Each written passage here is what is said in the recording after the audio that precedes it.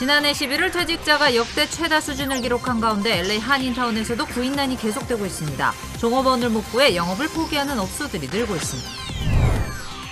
오늘 한국국회 여야 합의로 재외선거 추가 투표소 설치 가능성이 높아졌습니다. 하지만 고작 투표소 1개 추가로 유권자 등록률을 끌어올리는 데는 큰 효과가 없을 전망입니다. 한인 여성 앵커가 또 인종차별을 당해 논란입니다. 새해에 만둣국을 먹었다는 앵커의 발언 때문인데 오히려 새로운 인종차별 반대 움직임을 불러일으키고 있습니다. 한국 외교부가 신임 LA 총영사를 임명했습니다. 전임 박경재 LA 총영사가 귀국한 지 단 이틀 만에 발표된 인사에 논란은 커지고 있습니다. LA 카운티의 입원 환자 수가 결국 2,000명을 돌파했습니다. 의료 시스템이 점차 한계에 다다를 수 있어 보건국은 우려하고 있습니다. 개인 사정을 이유로 박경재 전 LA 총영사가 갑자기 귀국한 지 불과 이틀 만에 신임 총영사가 발표됐습니다. 자세한 소식 잠시 후에 보도해드리겠습니다. 네, 오늘 첫 소식은 구인난 문제부터 전해드리겠습니다. 전국적으로 구인난이 심화되고 있는데요. LA 한인타운에도 직원을 못 구해서 아예 영업을 포기하는 업소들이 증가하고 있습니다. 이사면 기자가 타운을 취재했습니다. LA 한인타운에 위치한 한 대형 한인 식당. 손님들이 식사를 하고 있을 시간이지만 식당 내부는 텅 비어 있습니다. 극심한 구인난으로 일주일에 한 번 문을 닫던가 영업시간을 단축시키는 한인 식당들이 증가하고 있습니다.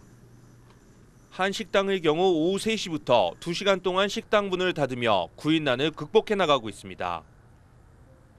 더구나 저녁 영업도 1시간 단축해 저녁 9시까지만 음식 주문을 받고 있습니다. 한인 요식업소들은 메뉴도 간소화시켜 돌파구를 찾고 있습니다. 저희가 9시나 10시 이렇게 라스콜을 하는데 지금 8시에서 9시로 1시간 정도 앞당겨서 좀 일찍 닫을 수 있으면 닫는 편이에요. 뭐 손이 많이 가는 것들이나 하기 힘든 것들이 그냥 메뉴에서 빼게 됐죠. 구인난으로 다른 업종의 한인 업소들도 어려움을 겪기는 마찬가지입니다. 타운에 위치한 한인 카페들도 영업시간을 단축시켰습니다.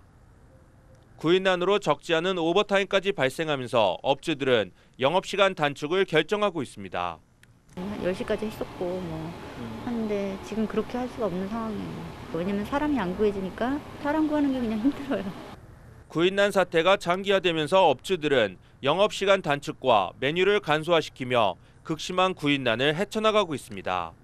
LA에서 SBS 이사면입니다. 실제로 지난해 11월 직장을 그만둔 근로자 수가 역대 최다를 기록한 것으로 나타났습니다. 연방노동국은 지난해 11월 퇴직사 수는 453만 명으로 집계됐다고 밝혔습니다. 전달보다 8.9%나 급증한 수치며 지난 2000년 12월 통계 작성을 시작한 이후 가장 높은 수치입니다. 전문가들은 기업들의 구인난이 심해지면서 직장을 옮기기 쉬워진 것이 대량 퇴직 현상으로 이어졌다고 분석하고 있습니다. 네, 오늘 한국 국회 여야 합의로 재외선거 추가 투표소 설치 가능성이 높아졌습니다.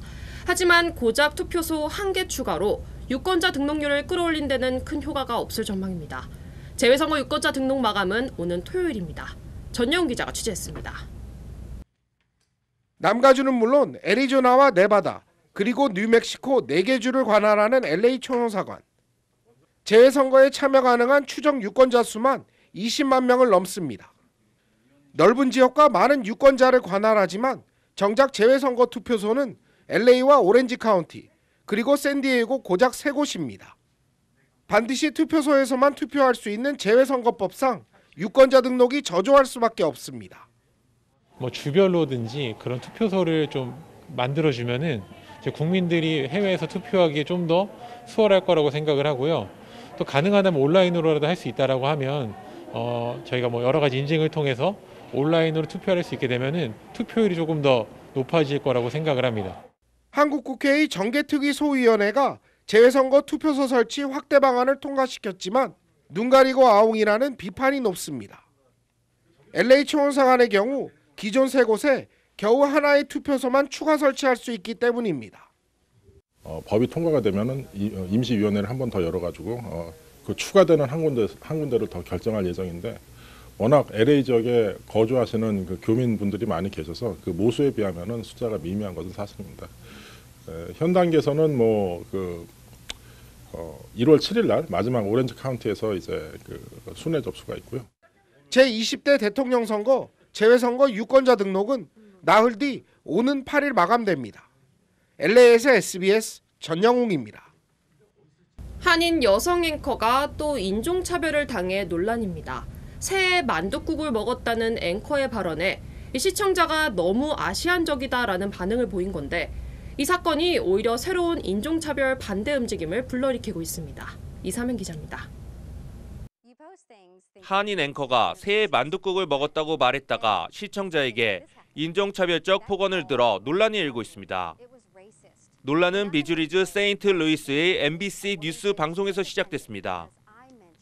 한인 미셸리 앵커가 뉴스 시간에 새해 음식으로 만둣국을 먹었다며 한국인들의 풍습이라고 말했습니다. 그런데 한 시청자가 앵커가 부적절한 발언을 했다고 음성 메시지를 통해 지적했습니다.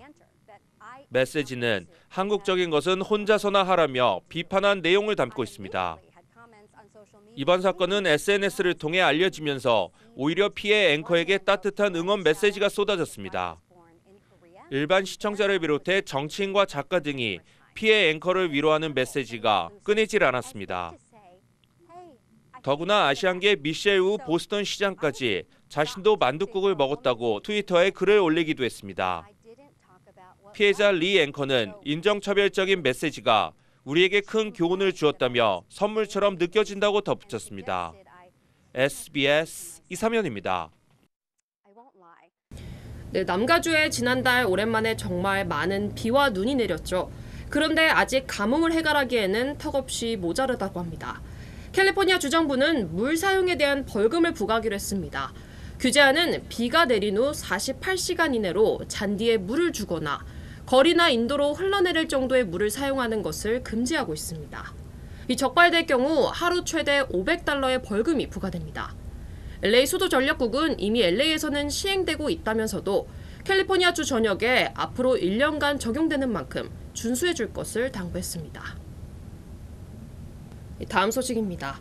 한국 외교부가 신임 LA 총영사에 김영환 국무조정실 외교안보 정책관을 임명했습니다.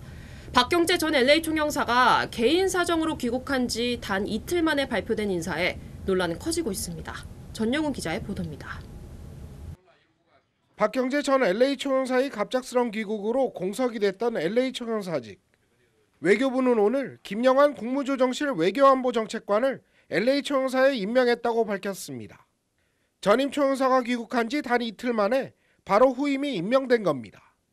일부에서는 박경재 전 총영사의 귀국이 이미 사전에 정해진 것이라는 추측도 나오고 있습니다. 먼저 박 전 총영사가 지난해 말 갑질 의혹과 관련해 감찰 조사를 받은 점을 지적하고 있습니다.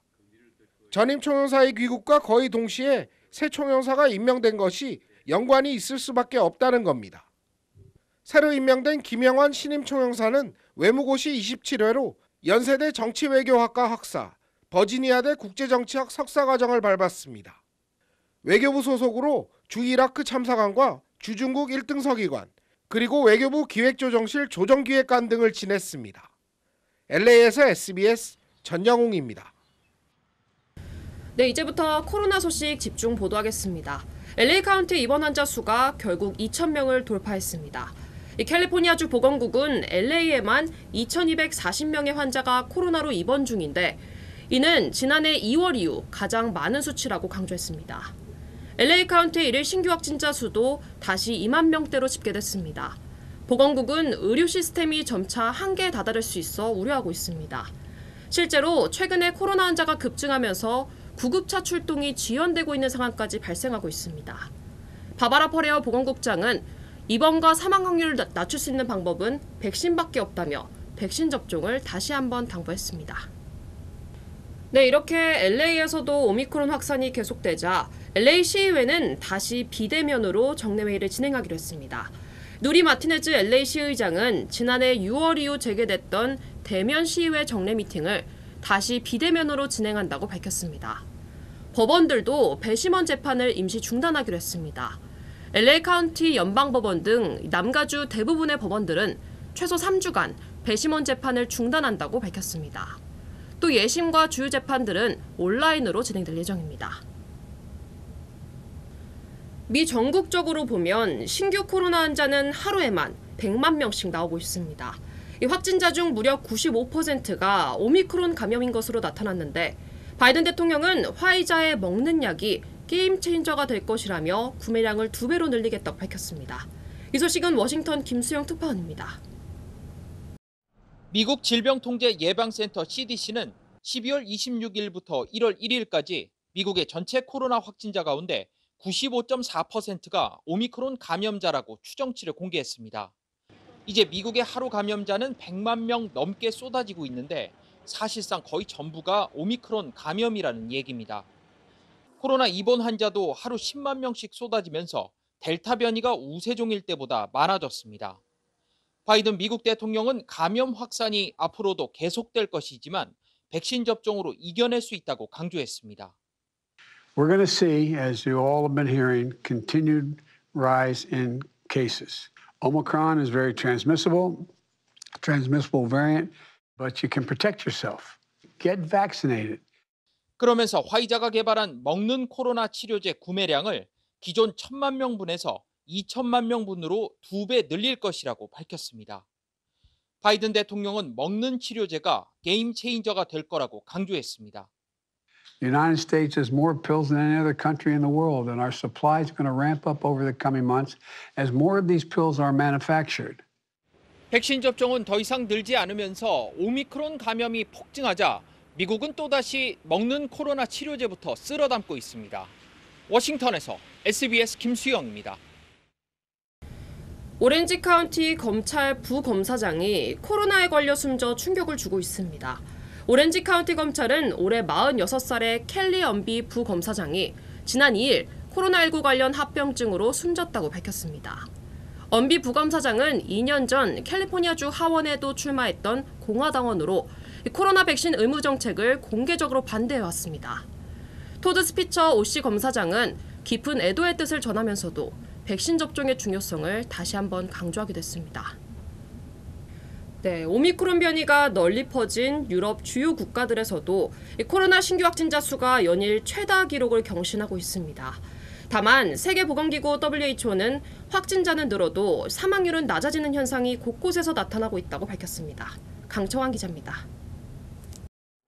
어제 영국의 코로나19 신규 확진자는 21만 8,724명으로 집계됐습니다. 하루 확진자가 20만 명을 넘은 건 이번이 처음입니다. 프랑스에선 하루 신규 확진자 수가 30만 명에 육박할 거란 전망이 나왔습니다. Oui, le variant Omicron est un nouveau variant.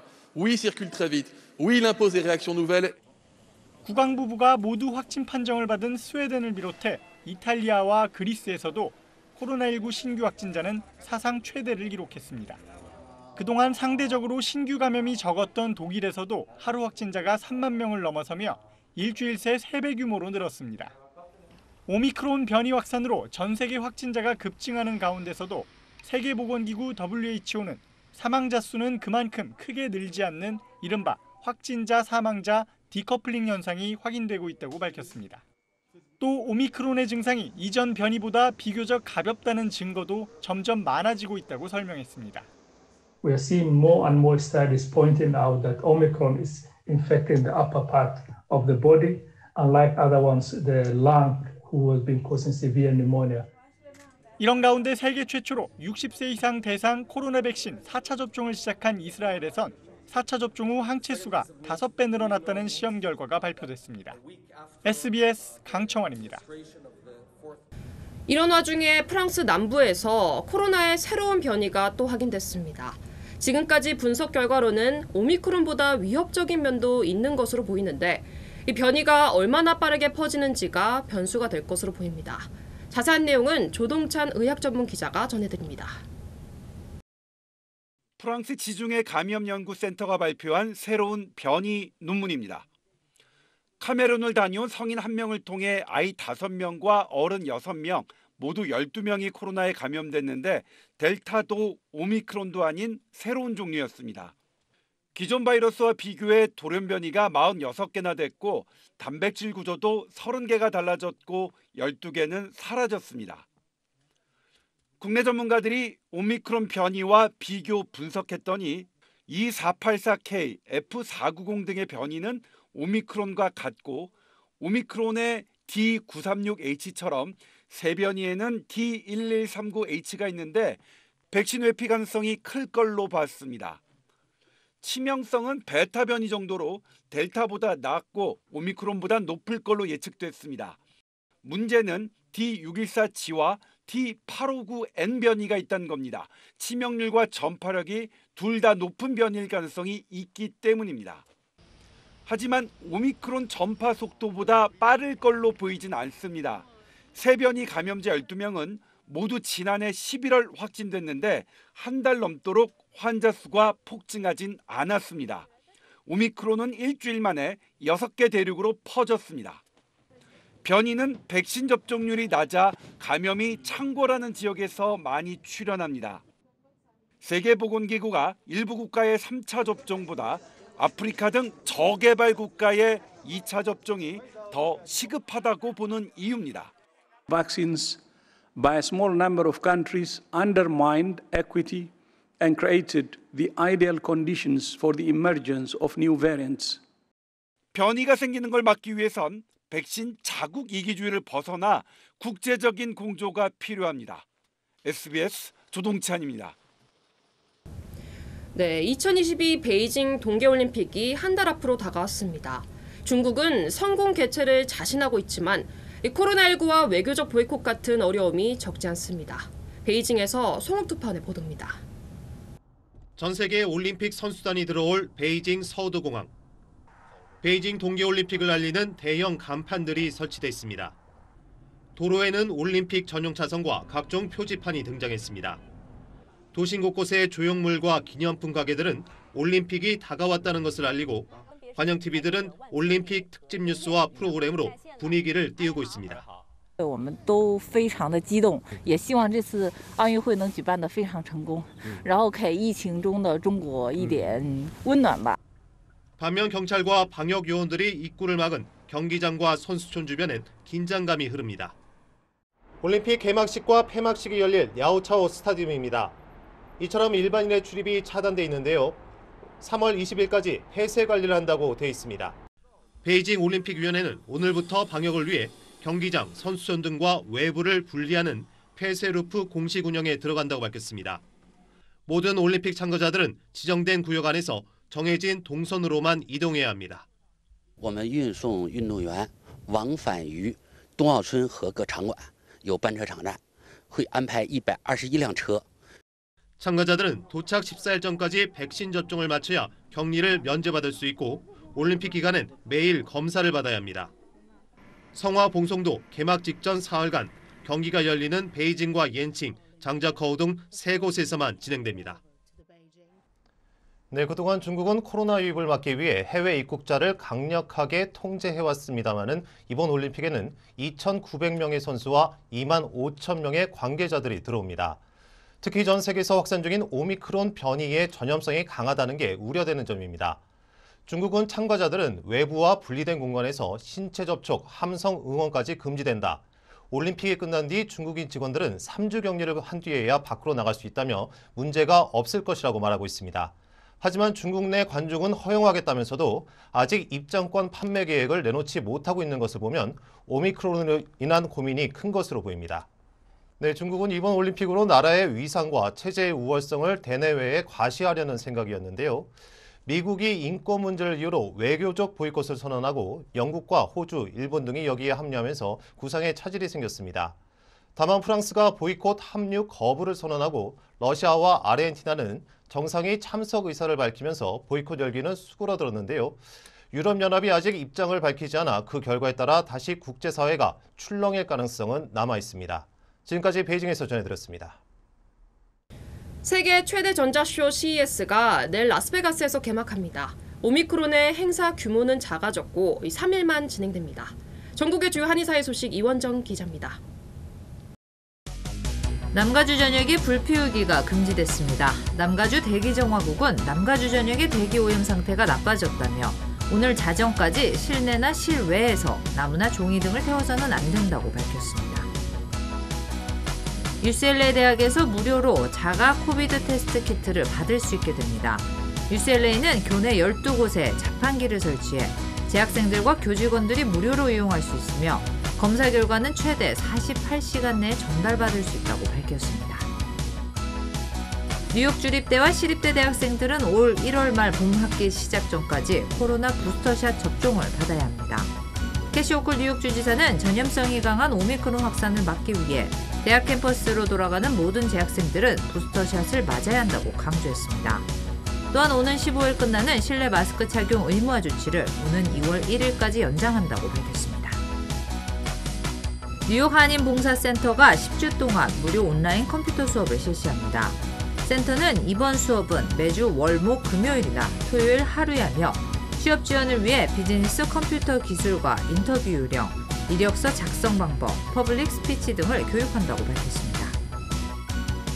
세계 최대 규모 전자정보기술 전시회 CES가 내일 개막합니다. 주최 측인 소비자기술협회는 오미크론 변이가 빠르게 확산하고 있어 행사는 4일에서 하루 단축하고 안전 프로토콜을 강화했다고 밝혔습니다. 올해 CES에는 삼성과 LG, 현대자동차 등 한국 기업 약 500곳이 참여합니다.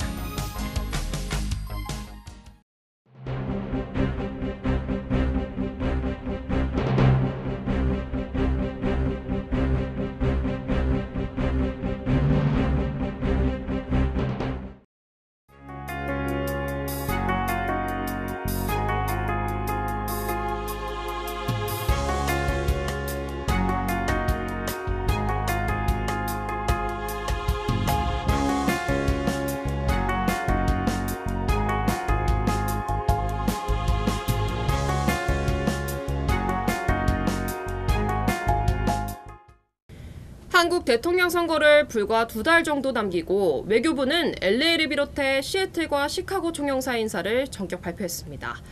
박경재 전 LA 총영사가 귀국한 지 단 이틀 만에 발표된 인사입니다. 보통 한 달 정도 걸리는 인사 과정이 단 이틀 만에 어떻게 가능했던 건지 의문입니다. 개인 사정으로 갑자기 귀국하게 됐다는 설명과도 조금 맞지 않는 듯합니다. LA 총영사는 4개 주를 관할하는 대사급 인사입니다. 당장 5월부터 새로운 정부가 들어서는 가운데 나온 발표에 봐주기 인사가 아니냐는 비판의 목소리도 나옵니다. 이비뉴스 마치겠습니다. 시청해주신 여러분 고맙습니다.